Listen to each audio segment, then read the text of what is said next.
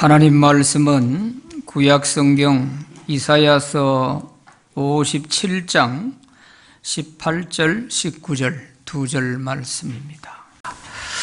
오늘은 하나님의 약속이라는 제목으로 말씀을 드립니다.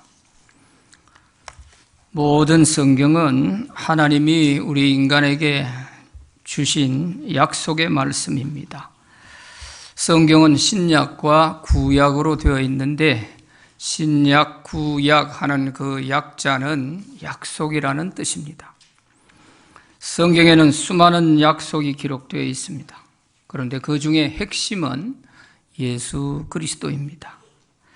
구약은 우리를 구원하실 예수님을 세상에 보내주시겠다는 하나님의 약속이고, 신약은 그 예수님이 세상에 오셔서 우리 죄를 대신해서 십자가에서 고난을 받으심으로 우리를 죄에서 구원하여 천국으로 데려가시겠다는 약속의 말씀입니다. 그러므로 성경의 모든 하나님의 약속은 예수 그리스도를 통해서 다 성취됩니다.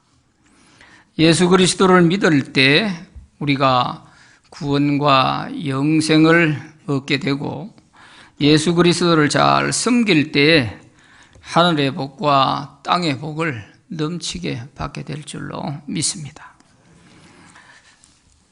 오늘 본문은 이사야 선지자를 통해서 하나님이 이스라엘 백성들에게 하신 약속의 말씀이기도 하지만, 오늘 영적 이스라엘 백성이 된 우리 성도들에게 주신 약속의 말씀이기도 합니다. 이사야 선지자는 주전 740년부터 주전 680년까지 약 60년 동안 선지자 활동을 했던 사람입니다. 이사야 선지자가 활동하던 이 시대는 이스라엘 나라가 영적으로는 하나님을 떠나서 우상 숭배를 많이 했었고, 정치적으로도 매우 불안정한 그런 상태에서 백성들의 삶은 이루 말할 수 없는 그런 고통스러운 삶이었습니다. 이때에 이스라엘 나라가 이미 북쪽 이스라엘과 분단된 지 200년이 넘었을 때입니다. 그래서 북이스라엘은 하나님 대신 금송아지를 만들어 놓고 그것을 신으로 섬기고 있었기 때문에 하나님께서 이미 북이스라엘은 아예 버려버렸습니다. 그런데 기대를 하고 있는 이 남쪽 유다 나라마저도 우상 숭배를 하고 있기 때문에 하나님이 굉장히 마음이 아프셨던 것이죠. 그래서 하나님은 이 이사야 선지자를 통해서 북쪽은 머지않아 곧 망할 것이다 이렇게 말씀하시고, 남쪽 유다 나라 너희들도 회개하고 빨리 돌아오지 아니하면 망하게 될 것이다 이렇게 심판을 경고하셨습니다. 특히 이사야 선지자는 유다 나라에 임금이 5번이나 바뀌는 이런 격동기에 선지자로서 하나님의 말씀을 전하는 사역을 했습니다. 유다 10대 우시야 왕은 신앙을 가진 왕으로서 약 50년 동안 나라를 잘 다스려서 이때는 백성들이 비교적 평안하게 살았습니다. 그런데 말년에 가서 이 우시야 왕이 그만 교만해가지고 제사장만이 할 수 있는 성전에서 분향하는 일을 이 우시야 왕이 자기가 성전에 들어가서 분향을 하려고 했다가 하나님께서 벌을 내리셔서 우시야에게 나병이 걸려가지고 죽게 했던 것입니다. 이렇게 해서 우시야 왕이 죽으면서 이때부터 유다 나라가 내리막길로 달려가기 시작합니다. 우시야 그 뒤를 이어서 요담 왕, 아하스 왕, 히스기야 왕, 므낫세 왕 이렇게 이어지면서 파란만장한 그런 시대를 보내게 됩니다. 특히 유다 12대 아하스 왕은 자기 아들을 우상에게 제물로 바치기까지 하는 이런 우상의 골수분자였습니다. 그리고 온 나라 안에는 우상의 신전을 지어주고 백성들로 하여금 우상을 섬기도록 그렇게 만들었습니다. 그러자 하나님께서 이 유다에 벌을 내리셔서 수시로 전쟁이 일어나게 하고 결국 그 당시 중동의 패권을 잡고 있던 강대국인 아수르 나라가 쳐들어와서 유다를 정복하고 속국으로 만들었습니다. 모든 좋은 것들을 다 가져가고 해마다 조공을 갖다 바치도록 이렇게 속국으로 만들어버렸습니다.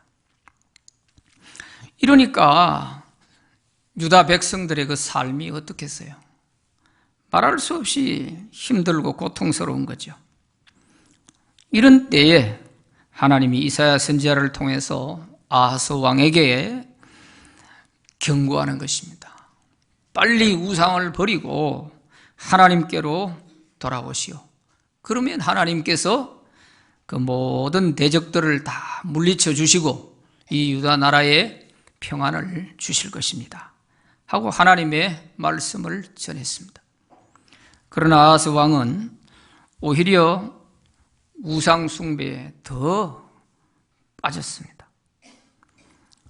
그리고 이사야 선지자를 미워해서 이사야가 그런 말을 할 때마다 하나님의 성전 안에 우상을 갖다 세우기도 하고 제단을 만들기도 하고 그것도 모자라서 나중에는 아예 하나님의 성전에서 예배를 드리지 못하도록 성전 문에 못을 박아 성전을 폐쇄시켜 버렸습니다.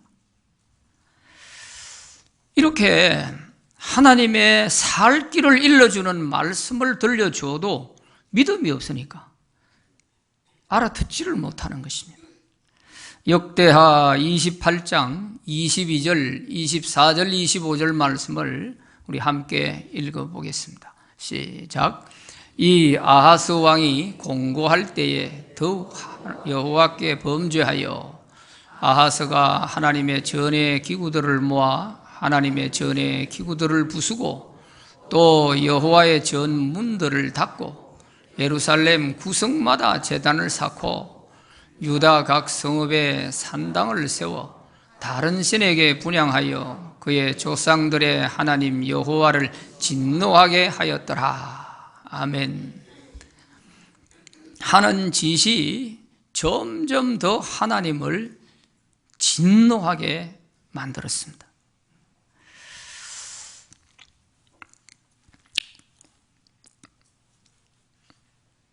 하나님께서는 이사야 선지자를 통해서 우상을 버리고 돌아오기만 하면 너희들을 힘들게 하는 이 모든 대적들을 다 물리쳐 주시고 또 평안을 주겠다고 하지만 믿음이 없으니 이 말을 알아듣지 못하는 것이죠. 그러니까 회개를 할 줄을 모르는 것입니다.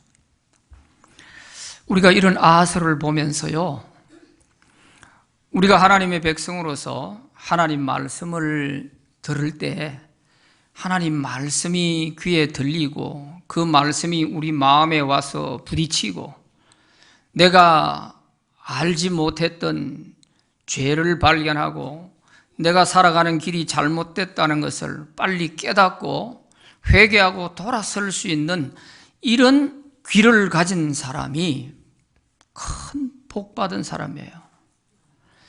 우리 성도들이 눈에 보이는 물질의 복만 복인 줄 알지만 아닙니다. 그것은 안개와 같이 잠시 눈앞에 보이다가 사라질 수 있어요.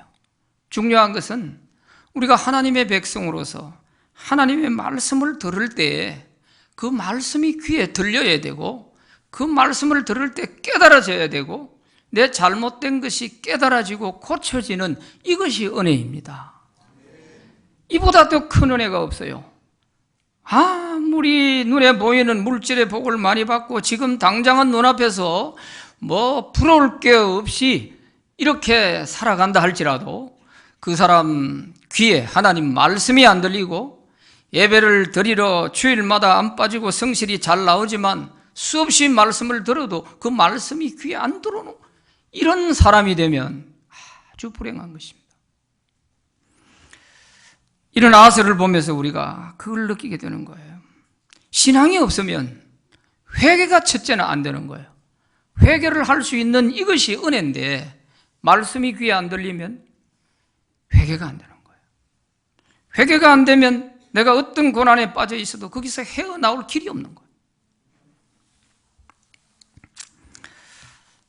그래서 아하스 왕은 자기가 지금 겪고 있는 이 고난이 또 유다 백성들이 이렇게 처참하게 살아가는 이런 어려움이 왜 생겼는지를 모르는 거예요.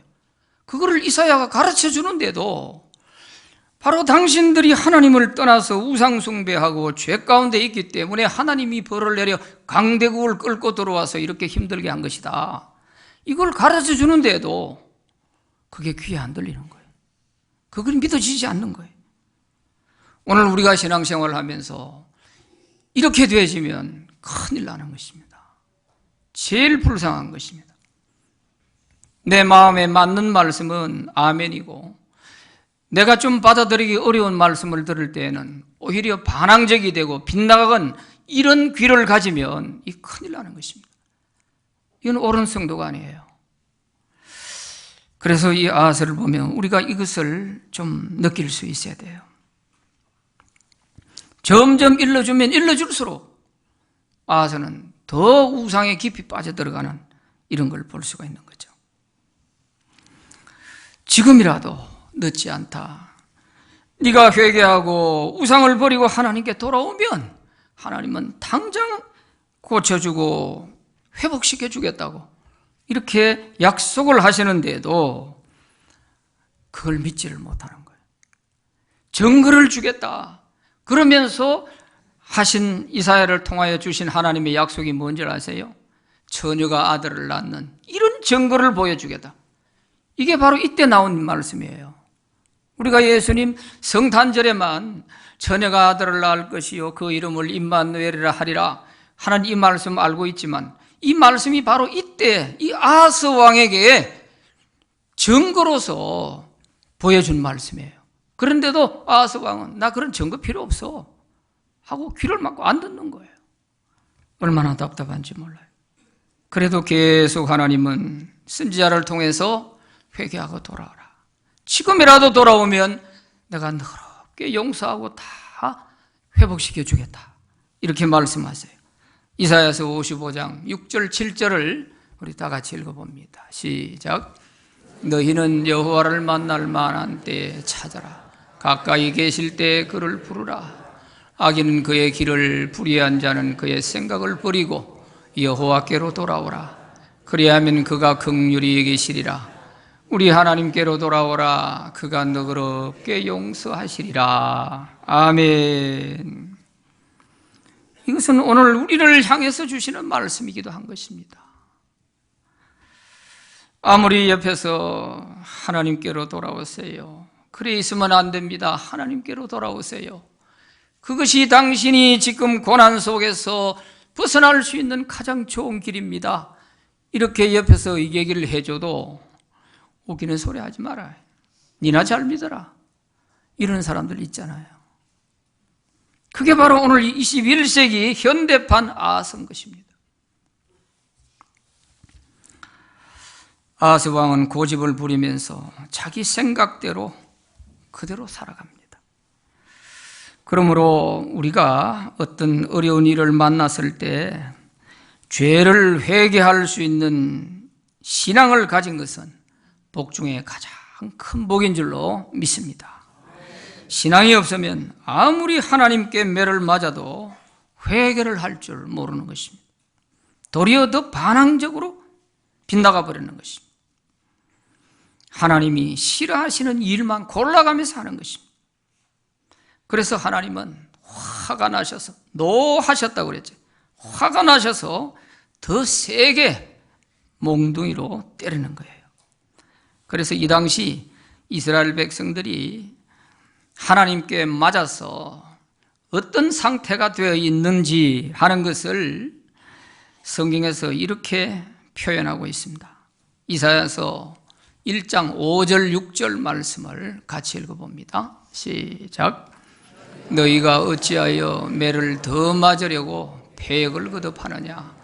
온 머리는 병들었고 온 마음은 피곤하였으며 발바닥에서 머리까지 성한 곳이 없이 상한 것과 터진 것과 새로 맞은 흔적뿐이거늘 그것을 짜며 사매며 기름으로 부드럽게 함을 받지 못하였도다. 머리끝부터 발끝까지 성한 곳이 없이 하나님께 얻어맞아 터져 있는데 어디 가서 삼해주고 기름 부어 부드럽게 치료해 줄 데가 없다. 아무도 치료해 줄 자가 없다는 거예요. 하나님이 징계하셨을 때에는 어느 누구 인간이 그것을 치료할 수가 없어요. 치료할 방법도 없고요. 이런 지경이 되어 있어도 아하스는 우리가 왜 이런 고통을 받게 되었는지 깨닫지를 못하고 회개도 못했어요. 하나님은 지금이라도 회개하고 돌아오라. 그러면 내가 너희들의 그 상처 다 삼해주고 고쳐주겠다. 이렇게 또 약속을 하십니다. 그래도 그 약속을 믿지 못하는 거예요. 이사야서 30장 26절에 같이 읽어봅니다. 시작. 여호와께서 자기 백성의 상처를 삼으시며 그들의 맞은 자리를 고치시는 날에는 달빛은 햇빛 같겠고 햇빛은 7배가 되어 7날의 빛과 같으리라. 아멘. 하나님이 치료해 주시면, 하나님이 상처를 삼으시고 고쳐주시면 달빛은 햇빛 같고 햇빛은 7날의 빛과 같이 된다. 이 말은 이전보다 더 건강하게, 이전보다 더 좋게 해 주시겠다, 그런 말씀이에요. 우리가 종종 믿음 생활을 하다 보면 우리 주변에서 세상의 그 어떤 사람도 치료하지 못하고 얼마 못 가면 죽는다고 했던 사람도 하나님께 회개하고 돌아와서 더 건강하게 된 사람들 종종 볼 수 있지 않습니까? 마찬가지인 거예요. 하나님은 우리가 깨닫고 회개하고 돌아오는 그 시간, 절대 늦은 것이 없어요. 하나님께는 늦은 것이 없어요. 오늘 이 시간에라도 깨닫고 돌아오면 하나님은 용서하시고 받아주시고 상처는 삼해주시고 고쳐주시겠다 말씀하시는 거 아니겠습니까? 그런데도 결국 이 북이스라엘이나 남유다나 다 하나님의 이 부르심을 외면했습니다. 그래서 북쪽 이스라엘은 주전 722년에 아수르에 의해서 완전히 망하고 역사에서 북이스라엘은 영원히 사라져버리는 것입니다. 그리고 북쪽이 망한 130년 후에 남쪽 유다도 바벨론 제국에 의해서 망하게 되는 것입니다. 그래서 포로로 끌려가서 70년 동안 죽을 고생을 하며 포로 생활을 하게 되죠. 하나님의 백성에게 가장 큰 복은 하나님이 잘못된 것을 일러 주실 때에 그 말씀을 듣고 깨닫고 고치고 회개하는 것입니다. 반항하고 빗나가는 것은 더 큰 매를 자초할 뿐인 것이죠.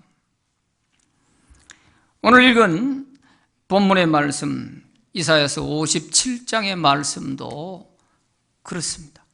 1절에서 13절까지의 말씀은 유다 백성들의 죄를 지적하면서 이 무당의 자식들아, 그 우상 버리고 돌아와라. 그러면 내가 용서해 주겠다.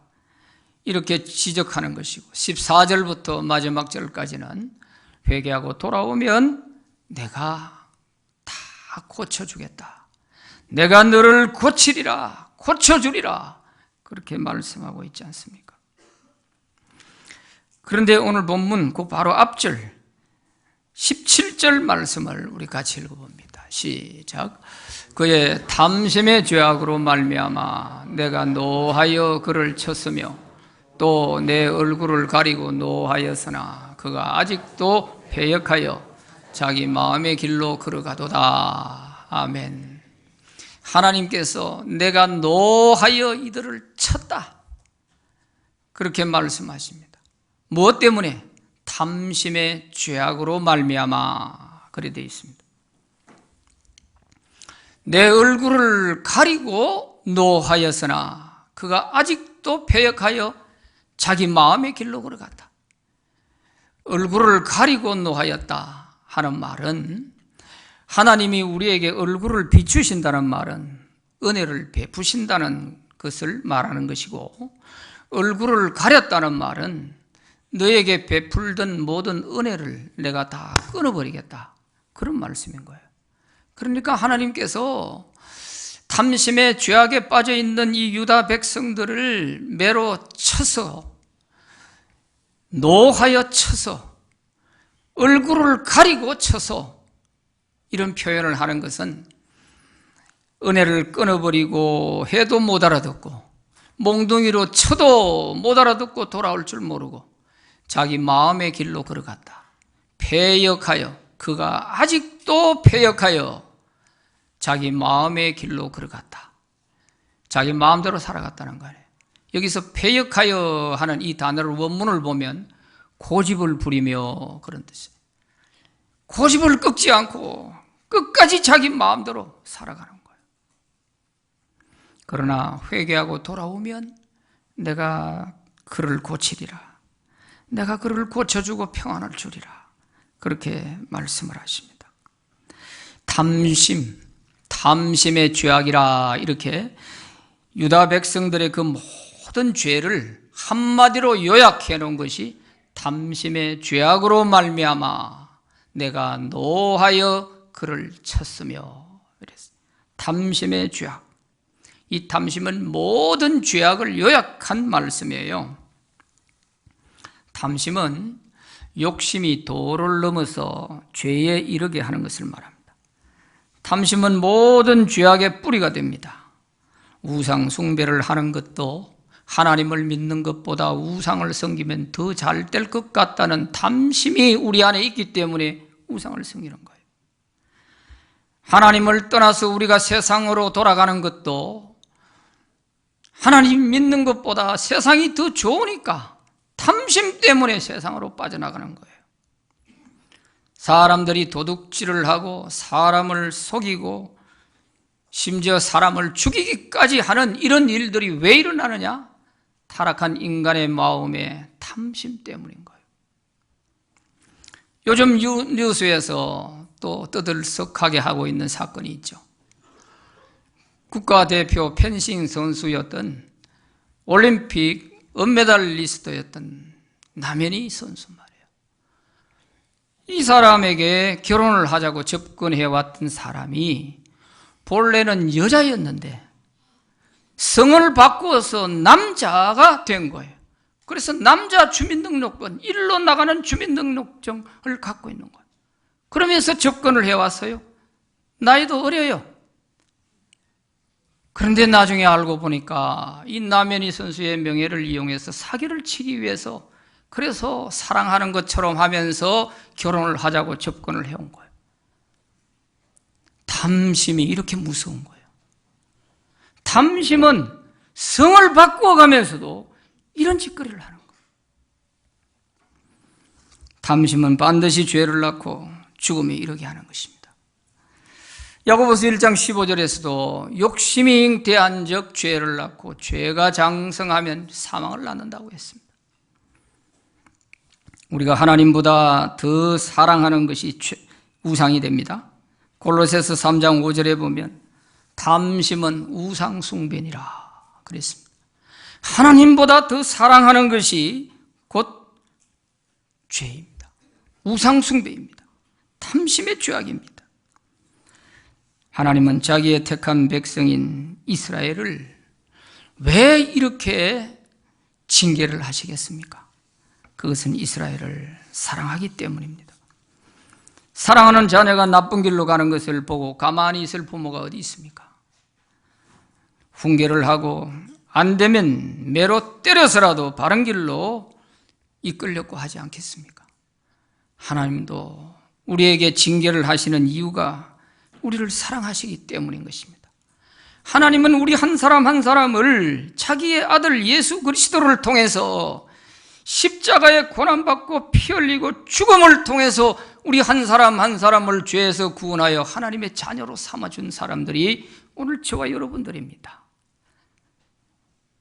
이렇게 하나님의 자녀가 된 우리가 잘못된 길로 갈 때 하나님께서 그대로 가만히 보고 계신다면 그것은 하나님이 우리를 사랑하는 것이 아닙니다. 그래서 징계를 하시는 것이죠. 히브리서 12장 6절에서 8절에 있는 말씀을 함께 읽어보겠습니다. 시작.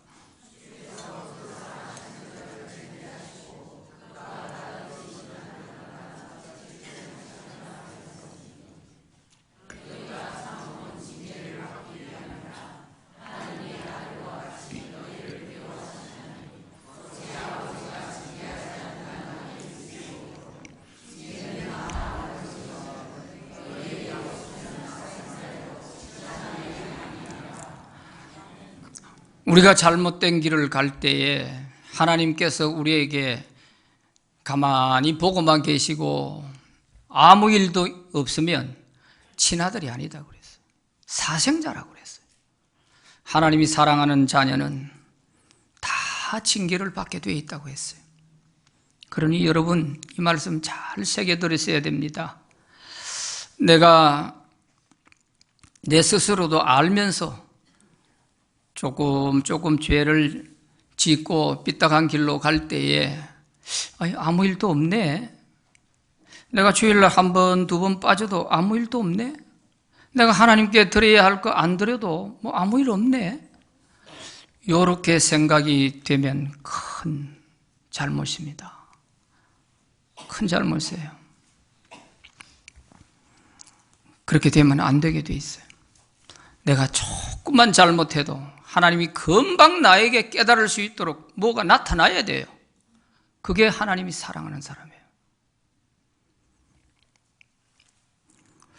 그런데 이스라엘 백성은 이렇게 성한 곳이 없을 정도로 매를 맞고 터져 있으면서도 회개하지 않고 자기 마음대로 살아간 것입니다.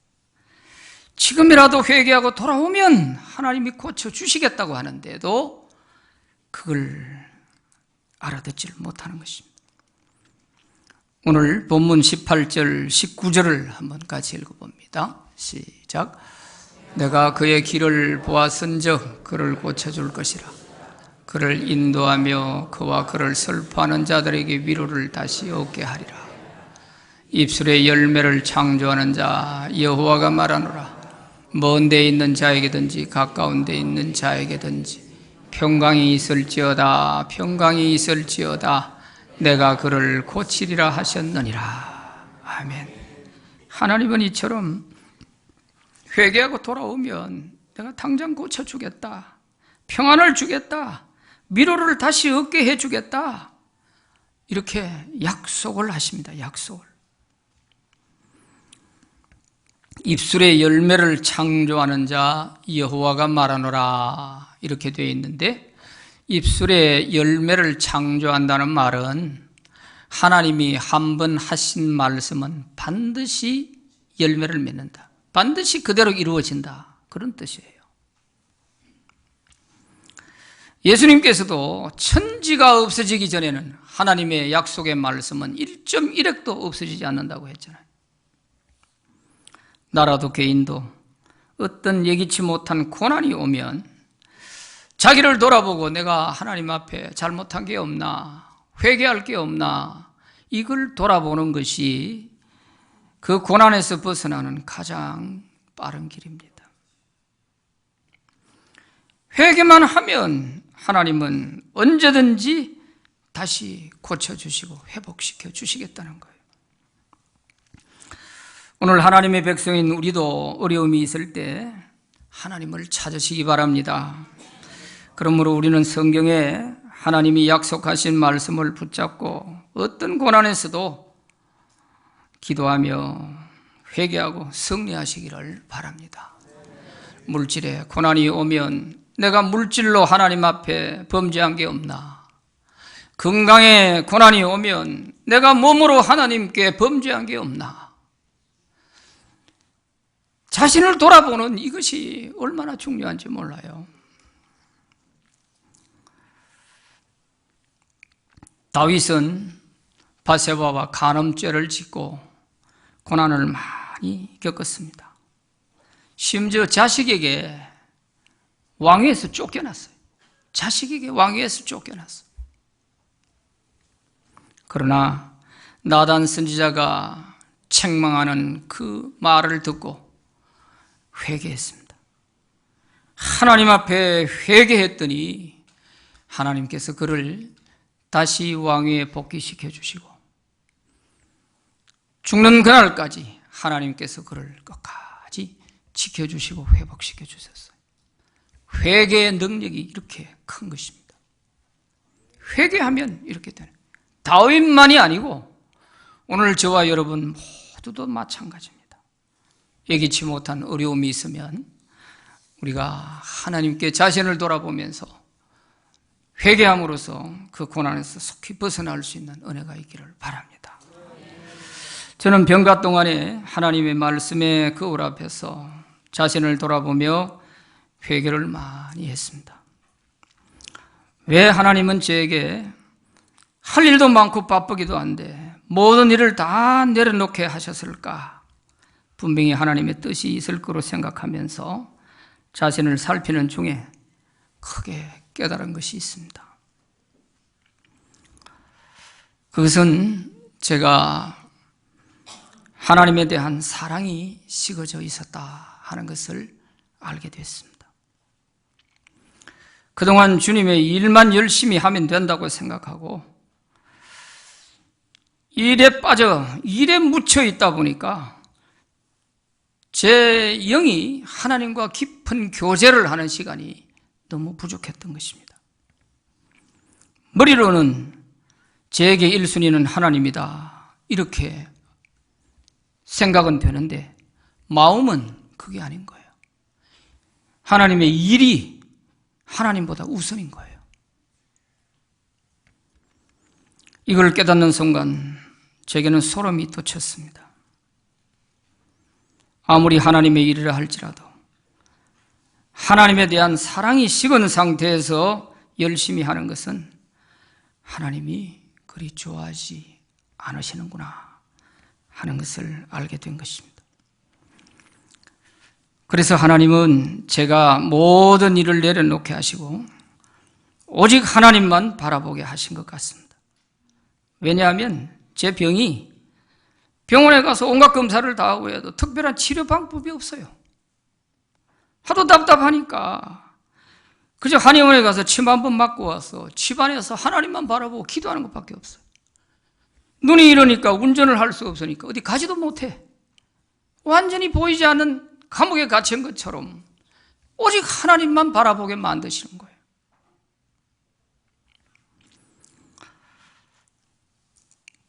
하나님보다 일을 우선순위에 두었으니 일이 저에게는 우상이 된 거죠. 그래서 이 일보다 이제는 하나님을 더 사랑하겠다고 눈물로 회개하면서 다짐을 했습니다. 바쁜 목사는 좋은 목사가 아니다는 말이 무슨 말인지 좀 이해가 됐습니다. 하나님보다 일을 더 사랑하면 기도를 해도 일을 위한 기도를 많이 하게 되고요. 주님, 제가 주님 사랑해요. 이 말이 없어요. 주님과 깊은 교제가 없는 거예요. 제가 주님을 처음 믿었을 때는 주님의 은혜와 그 사랑에 젖어서 주님 이름만 불러도 주여 이 말 한마디만 해도 눈물이 쏟아지고 가슴이 뜨거워졌는데 그 첫사랑이 온데간데 없어진 거예요. 일을 해도 목사니까 당연히 하는 일처럼 이렇게만 되는 거예요. 그래서 주님의 일을 해도 기쁨이 없고 의무적으로 하는 일이 되고 마는 것이죠. 그러니 몸도 마음도 쉽게 지쳐버리는 것입니다. 그래서 하나님께서 이놈을 그대로 두어서는 안 될 것 같다 싶으시니까 제가 아무것도 할 수 없도록 만드시고 오직 하나님만 바라보게 해서 주님과 그 첫사랑을 회복하게 만들어 주신 것입니다. 아무리 하나님의 일이라 할지라도 하나님보다 더 앞서면 죄가 된다는 사실을 깨닫고 제가 이것을 철저히 하나하나 회개했더니 그때부터 하나님께서 제 눈을 조금씩 치료해 주시기 시작하셨습니다. 오늘 본문에 있는 이 말씀을 붙잡고요, 네가 회개하는 것을 보고 고쳐줄 것이라, 이 말씀처럼 점점 저를 회복시켜 주셔서 오늘 이렇게 다시 강단에 설 수 있게 되었습니다. 우리 하나님께 영광을 올려드립니다. 육신을 고쳐주는 것도 중요하지만 제 영혼을 살려주셨습니다. 그 첫사랑을 회복시켜 주셨습니다.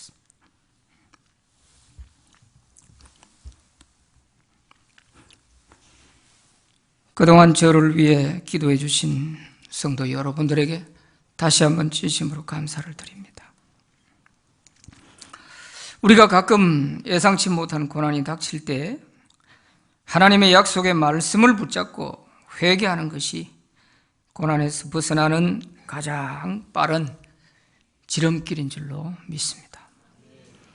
우리는 신앙생활을 하다 보면 자신도 모르게 마음이 하나님과 멀어지는 줄도 모르고 멀어져 있을 때가 있어요. 교회에서 열심히 일만 많이 하면 내가 뭐가 부족한 게 있냐, 이런 생각하면서 내가 주일 한 번 안 빠지고 예배 잘 드리고 있고 봉사 열심히 하고 있고 헌금 잘 드리고 있고 그러면 됐지. 그것이 아니라는 것을 깨달아야 됩니다.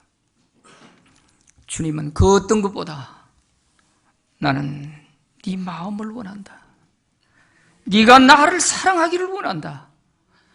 주님이 원하시는 것이 바로 그것입니다. 이 사랑을 잃어버리게 되면요, 교회 출석도 잘하고 봉사도 열심히 하고 있지만 기쁨이 없어요. 조그만한 일에도 봉사를 하면서도 짜증을 내고 심지어는 다투고 싸우기까지도 하는 것입니다. 왜 이런 모습이 나는 겁니까? 왜 스트레스를 받는 것입니까? 우리 마음의 사랑이 혹시 식어져 버린 것 아닌지 한번 점검해 보시기를 바랍니다. 주님의 일을 하면서 스트레스를 받는다 안 해요. 만약 제가 이번 기회에 나에게 예매기던 사람 원망이라 하고 이렇게 했더라면 하나님께서 고쳐주시겠습니까? 아니라고 생각해요. 나를 돌아보는 것이 우선이죠. 에베소 교인들은요, 교회가 어려울 때 그들은 교회의 진리 사수를 위해 온갖 고난을 다 겪고 온갖 인내로 충성을 다했습니다. 그래서 주님께서 이 에베소 교회를 보시면서 그래, 너희들이 나를 위해, 교회를 위해 진리를 지키려고 어떻게 했는지 내가 다 안다. 너희들의 수고를 내가 다 알고 너희들의 인내를 내가 다 안다. 그런데 내가 너희들에게 책망할 게 하나 있다. 너희의 첫사랑을 잃어버렸구나. 속히 너희들의 이 첫사랑을 회복하지 아니하면 내가 속히 가서 촛대를 옮겨버리겠다. 그런 말씀하셨어요. 촛대를 옮긴다는 말은 네하고 내하고 관계 정리하겠다, 그 말이에요. 사랑 없는 헌신 봉사, 사랑이 없는 사명, 다 의미가 없습니다. 이제 우리는 마음을 다하고 힘을 다하고 목숨을 다해서 하나님을 사랑하고 그 사랑으로 주님을 섬기는 그런 저와 여러분들이 다 되시기를 바랍니다. 기도하십시다. 하나님 아버지, 감사합니다. 하나님이 원하시는 것은 우리의 마음이었고 하나님을 사랑하는 그 마음을 보고 싶으셨는데 우리는 열심히 껍데기만 가지고 바쁘게 주님을 위해서 겉으로 드러나는 실적을 위한 일에 묻혀 착각하고 지내온 것들을 용서해 주시기 원합니다. 지금이라도 회개하고 이제 우리의 마음이 온전히 하나님을 향해서 사랑할 수 있게 하시고 주님이 원하신다면 목숨까지도 내어드릴 수 있는 그러한 사랑이 다시 회복될 수 있도록 은혜를 내려주시기를 원합니다. 그러기 위해서는 인간의 그 어떤 방법으로 되지 않고 말씀을 통하여 우리 마음에 성령이 충만할 때 첫사랑이 회복될 줄로 믿습니다. 하나님 아버지, 주님 오시는 그날까지 우리의 마음에 주님에 대한 이 사랑이 식어지지 않게 하시고 그래서 주님 한 분 오직 바라보며 끝까지 승리하는 우리 모든 신광의 성도들 되게 하여 주시옵소서. 예수님 이름으로 기도하옵나이다. 아멘.